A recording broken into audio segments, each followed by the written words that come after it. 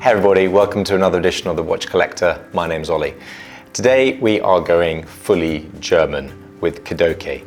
We're going to look at one particular model, albeit as you can see I have quite a few in front of me. And of course I am wearing a Kudoke K2 British Heritage Edition, just because, well, if you can't beat them, join them.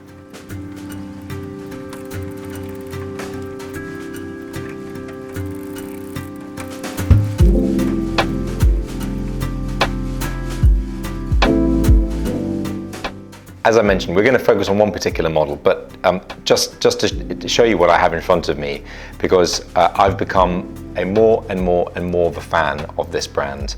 I love their case. I think it's really elegant, and what they've done is they've created for me a linearity across their models that gives you a reason to say, okay, it really is a Kudoke. So what we've got is the K1. I love their straps, by the way, as well. I love the fact you've got the suede and the calf leather on the other side. It works really well. So you've got the K1, you've got the K2, and of course there are a few versions here. Obviously, you've got the one that I have, and then I think that one's called Anthracite. That's very cool. And then you have the K3, which I have actually done a full video on this alone, which is a completely new interpretation of the time, using 3 separate hands that revolve through the dial. Really, really interesting. Now, Stefan Kudoke, it's an eponymous brand, really created this to build on his work of working in the service departments of Breguet, Blancpain, Omega. He obtained his Master Craftsman certificate by the age of 22, and ultimately really wanted to, as I said, create his brand. And it is German through and through, but I think with the way that he's created the case, particularly the stepping of the bezel I should say, it gives it softens it, and coupling that with the way that the lugs taper down to the strap, which you can see is almost a hallmark of all the pieces. He's done a fantastic job. But these are the K1, K2, K3. What I want to talk about is the Kudoke Kunstwerk KudOktopus. 41 millimeters in diameter, 9.5 millimeters in depth. This is a Unitas 6498 movement that has been taken apart and heavily modified and heavily amended, shall we say, augmented, improved in almost in every way to create what you can see now. Either rose gold or rhodium plated. It has both hand and machine finishing. You've got blued hands for your hour and minutes, and look at that octopus taking center stage.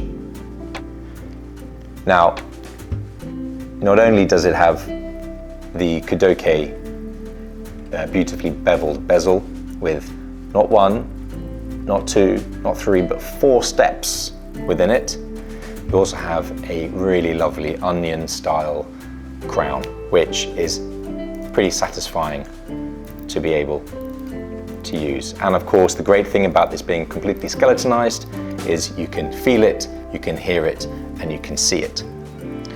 Flipping it over, it's beating away at 18,000 vibrations per hour with a 52-hour power reserve.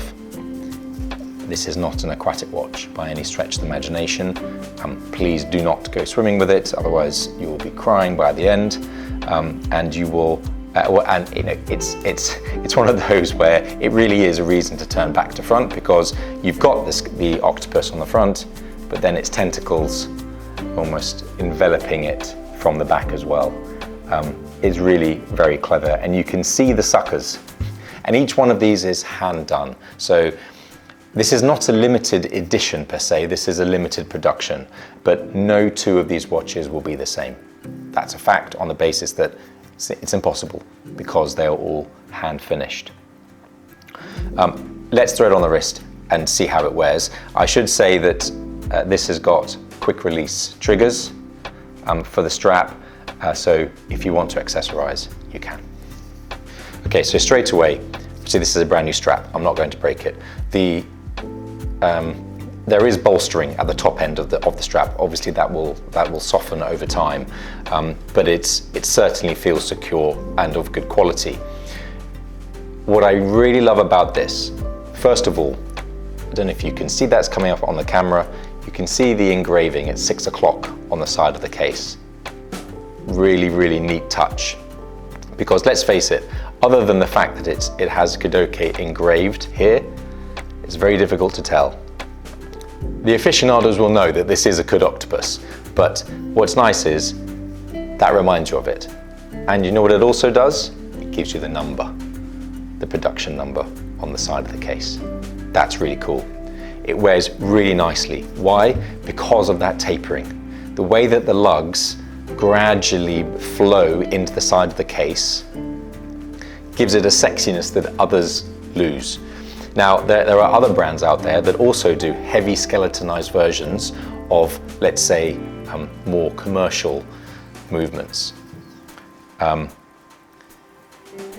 That's what Kudoke has done with this, but it's done it at an exceptional price point. There are other brands that are doing skeletonized movements for in the tens of thousands, 10, 15,000 pounds.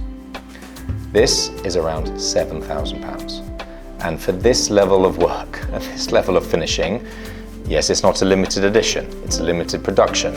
Obviously, Kudoke in general makes more watches than other brands. So of course, their tolerances and cost per piece is going to be different. But wow, for this kind of look of watch with that instantly recognizable case as being Kudoke, plus the hand finishing with the octopus, it's pretty hard to beat for that kind of money. And as I said, it wears so nicely because of the way, even though it's a 41mm watch, because of the way that the lugs taper, it has an elegance to it that's, I think, screams much more than that asking price. So that's the Kudoke Kunstwerk KudOktopus. I'd love to know what you think. I think it's a super standout piece, especially for the money that they're asking for it. I'd love to know your thoughts. For me, it's enough time for now. I'll see you next time.